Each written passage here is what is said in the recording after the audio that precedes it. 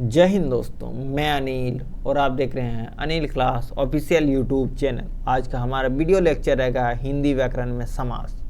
समास समझने से पहले आपको कारक समझना होगा। अगर आपने मेरा कारक का वीडियो नहीं देखा होगा तो मेरे चैनल में एक सेपरेट प्लेलिस्ट बना हुआ हिंदी व्याकरण, जिसमें संज्ञा, सर्वनाम, विशेषण, कारक का वीडियो लेक्चर है, तो आप वहां से जाकर देख सकते हैं, तभी आपको समास अच्छी तरह समझ आएगा। तो चलिए लेक्चर शुरू करते हैं। समास। समास का अगर शाब्दिक अर्थ पूछा जाएगा तो क्या होता है? संक्षेप। संक्षेप दो या दो से अधिक शब्दों के मेल या संयोग से जो शब्द बनता है उसे हम क्या कहेंगे? समास कहेंगे। जैसे यथाशक्ति, मतलब शक्ति के अनुसार जो होगा उसको हम लोग एक शब्द में क्या बोलेंगे? यथाशक्ति। नवरत्नों का समूह को हम लोग एक शब्द में क्या बोल सकते हैं? नवरत्न। जो ये नवरत्न है ये हमारा क्या हो जाएगा? समस्त शब्द हो जाएगा, समस्त पद होगा। समस्त पद होगा तो इसमें दो पद मिला हुआ, जैसे नौ एक पद है और रत्न एक पद है, तो जो हमारा नौ होगा ये हमारा क्या हो जाएगा? पूर्व पद। पूर्व पद। और ये रत्न क्या हो जाएगा? हमारा उत्तर पद। और इन दोनों के मेल से जो शब्द बनता है उसको हम लोग समस्त पद बोलते हैं। इसको देखते हैं, समाज में ये इंपॉर्टेंट है। समस्त पद में मुख्यतः दो पद होते हैं, एक पूर्व पद एक उत्तर पद होता है। पहले वाले पद को पूर्व पद बोलेंगे, दूसरे वाले पद को उत्तर पद बोलेंगे, और उन जो उत्तर पद और पूर्व पद के मेल को हम लोग समस्त पद बोलेंगे। अब हम देखते हैं समास के जो प्रकार है उसको विस्तार से। समास के 6 प्रकार है। पहला है अव्ययी भाव समास, दूसरा है तत्पुरुष समास, तीसरा है कर्मधारय समास, चौथा है द्विगु समास, पांचवा द्वंद्व समास, छठा है बहुव्रीहि समास। ये समास के भेद हैं, इसको हम अलग अलग से देख लेते हैं। अब पहला है अव्ययी भाव समास। इसमें क्या होता है इंपॉर्टेंट? इसमें पहला पद इंपॉर्टेंट होगा, जैसे यथा,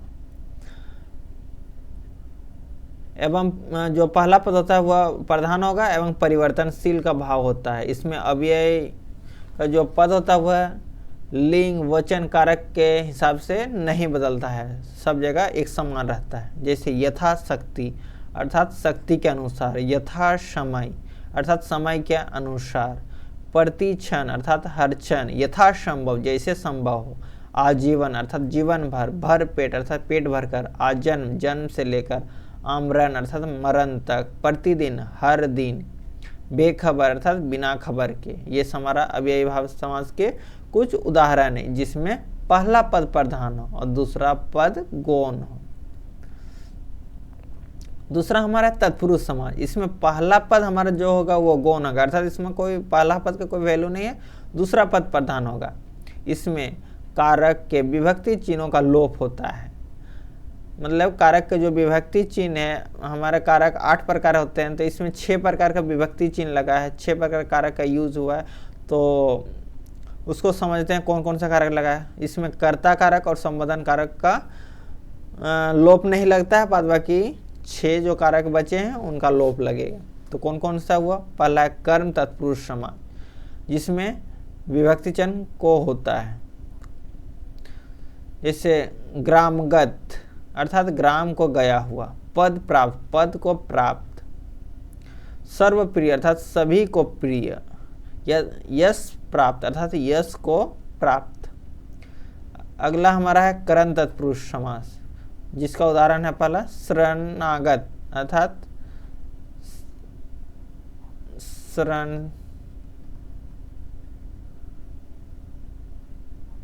शरण से आगत, भावपूर्ण अर्थात भाव से पूर्ण, बानाहत अर्थात वान से आहत, हस्तलिखित अर्थात हाथ से लिखित, बाढ़ प्रीत अर्थात बाढ़ से प्रीत। उसके बाद इसमें विभक्ति चिन्ह कौन सा लगा? तो से। और कौन सा से लगता है इसमें? से द्वारा, मतलब जिसका यूज करेंगे। दो तरह का से लगता है, एक करण में से लगेगा, एक अपादान में से लगता है। और ये जो अपादान वाला से होता है ये अलग होने वाला, अलगाव के लिए होता है, अलगाव। लेकिन इसमें द्वारा, जिसका यूज, जैसे बाण से आता था, बाण से आहत हुआ, बाण से उसको हानि हुई, क्षति हुई। अगला हमारा है संप्रादान तत्पुरुष। संप्रादान, इसमें विभक्ति चिन्ह क्या लगता है? के लिए। जैसे गुरु दक्षिणा, गुरु के लिए दक्षिणा। राह खर्च, राह के लिए खर्च। बालामृत अर्थात बालों के लिए अमृत अर्थात बालकों के लिए अमृत। युद्ध भूमि अर्थात युद्ध के लिए भूमि। विद्यालय, विद्या के लिए आलय।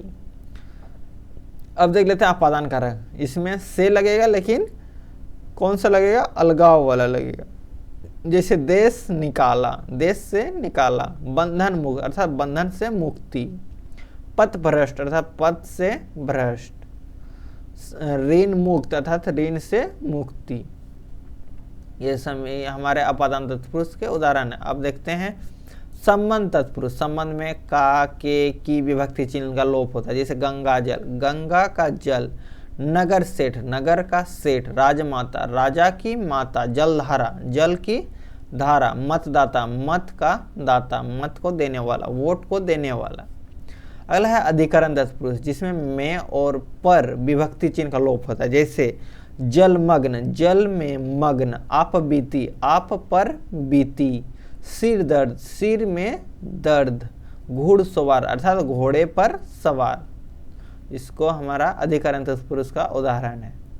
अब हम देख लेते हैं अगला हमारा कर्मधारय समाज। इसमें पहला और दूसरा पद में विशेषण, विशेष्य अथवा उपमान और उपमेय का संबंध होता है। जैसे उदाहरण से समझते हैं। जैसे पहला हमारा उदाहरण है महापुरुष, महान है जो पुरुष। पीतांबर, पीला है जो अंबर। प्राण प्रिय, प्रिय है जो प्राणों को। यह हमारा विशेषण विशेष्य का मेल से बना है शब्द। अगला है उपमान उपमेय। जैसे चंद्र वदन अर्थात चंद्र के समान वदन। अगला है कमल नयन, कमल के समान नयन अर्थात कमल के समान आंख। विद्याधन अर्थात विद्या रूपी धन। भाव सागर अर्थात भाव रूपी सागर। हमारा जो कर्मधारय समाज है, इसमें पहला पद और दूसरे पद में विशेषण विशेष्य अथवा उपमान उपमेय के संबंध से बनता है जो शब्द, वो हमारा कर्मधारय समास होता है। अगला हम देखते हैं द्विगु समास। इसमें इंपॉर्टेंट क्या है? इसमें जो पहला पद होगा वह संख्यावाचक तथा दूसरा पद प्रधान होता है। जैसे पहला पद क्या है? नवरत्न, नौ रत्नों का समूह। सप्ताह, 7 आहतों का समूह अर्थात 7 दिनों का समूह। त्रिमूर्ति, 3 मूर्तियों का समूह। शताब्दी, 100 अब्दों अर्थात 100 वर्षों का समूह। त्रिभुज, 3 भुजाओं का समूह। पंचरात्र अर्थात 5 रात्रियों का समाहार। 2 पक्षों का समूह क्या बोलेंगे? पक्षद्वय। 2 लेखकों का समूह को क्या बोलेंगे? लेखद्वय। और 3 संकलनों का समूह को बोलेंगे संकलन त्रय। तो जो हमारा पहला पद में जो संख्या होगा तो वो पद हमारा क्या हो जाएगा? द्विगु समास आएगा। इसके बाद हम देखेंगे द्वंद्व समास, जिसमें पहला पद और दूसरा पद दोनों ही पद समान रूप से प्रधान होता है तथा योजक चिन्ह द्वारा जुड़ा होता है। समास विग्रह करने पर और, या, अथवा, एवं ये सभी शब्द लगते हैं। जैसे रात दिन, तो रात और दिन योजक चिन्ह से जुड़ा हुआ है, रात और दिन। सीता राम अर्थात सीता और राम।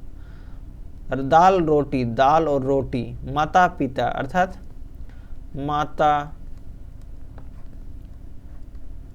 और पिता।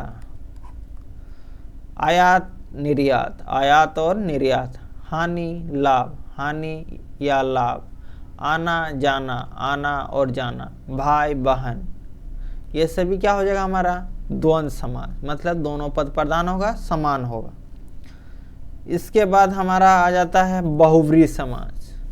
यह हमारा अंतिम है। जिस समाज में पूर्व पद और उत्तर पद दोनों गौण होता है अर्थात दोनों का वैल्यू नहीं होता है, इसमें एक अन्य पद होगा वो प्रधान होगा, उसके शाब्दिक अर्थ को छोड़कर एक नया अर्थ निकल जाता है, वह बहुव्रीहि समास कहलाता है। जैसे समझते हैं लंबोदर अर्थात लंबा है उदर जिसका, यह हमारा एक दूसरा पद आ जा रहा है और उसमें क्या उसका अर्थ निकल रहा है? गणेश।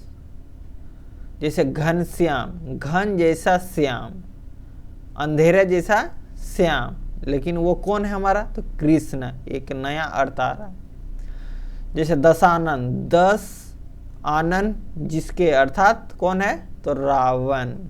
गजानन, गज के समान आनन, अर्थात हाथी के समान, तो कौन है? गणेश जी। त्रिलोचन, 3 है लोचन जिसका, अर्थात शिव। 3 आंख जिसका है उसको हम लोग क्या बोलते हैं? शिव। हंस वाहिनी, हंस है वाहन जिसका, हंस से वाहन जिसका, अर्थात सरस्वती जी। महावीर, महान है जो वीर, अर्थात कौन है? हमारा हनुमान। दिगंबर, दिशा ही है अंबर जिसका, अर्थात शिव। चतुर्भुज, 4 भुजाएं हैं जिसके, अर्थात विष्णु जी। तो ये हमारा क्या हो जाएगा? बहुव्रीहि समास के उदाहरण हो जाएंगे, जिसमें अन्य पद प्रधान होगा और उसका एक नया अर्थ निकलेगा, उसको हम लोग बहुव्रीहि समास कहेंगे। तो आपको वीडियो आई थिंक समझ में आ गया होगा। वीडियो कैसा लगा कमेंट में बताएं। वीडियो पसंद आए तो लाइक शेयर करें, और इस तरह के वीडियो पाने के लिए चैनल को सब्सक्राइब करें। वीडियो देखने के लिए धन्यवाद। जय हिंद।